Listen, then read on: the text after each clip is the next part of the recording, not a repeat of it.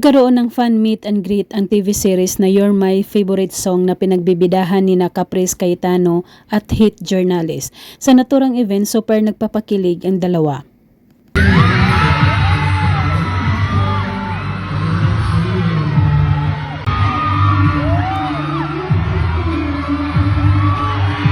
Habang nakaupo ang dalawa sa duyan at patuloy na kumakanta, panay titigan ni Caprice at Hit at sinabayan nila ito ng pagsayaw na nakaupo na talaga naman napaka-cute nilang tingnan.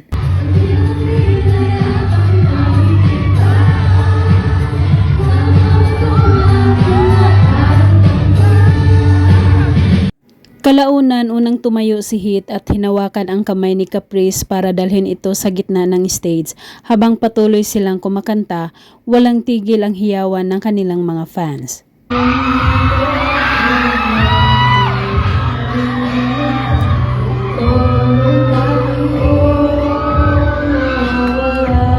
Pagkatapos ng kanilang song performance, dali-daling pumunta si Hit sa gilid at kinuha nito ang malaking teddy bear na nasa duyan at inabot niya ito kay Caprice.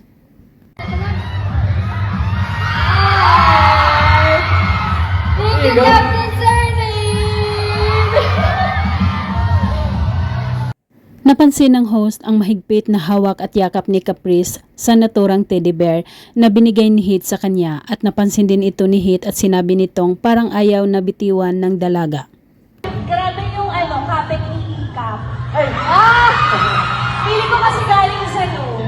Ayaw na bitawan eh. Ayaw na? Sinayaw ni Caprice Cayetano at Hit Journalist or Caprice ang nauusong sayaw ngayon ang Para Lang Sa'yo. Todo hataw ang dalawa na halatang sanay na pagdating sa pagsayaw.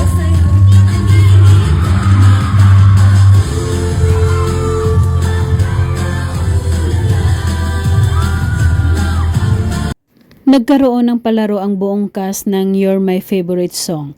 Nakahilira ang lahat ng mga lalaki at si Caprice naman ang manghuhula sa pamamagitan ng pagpisil ng mga ilong nito.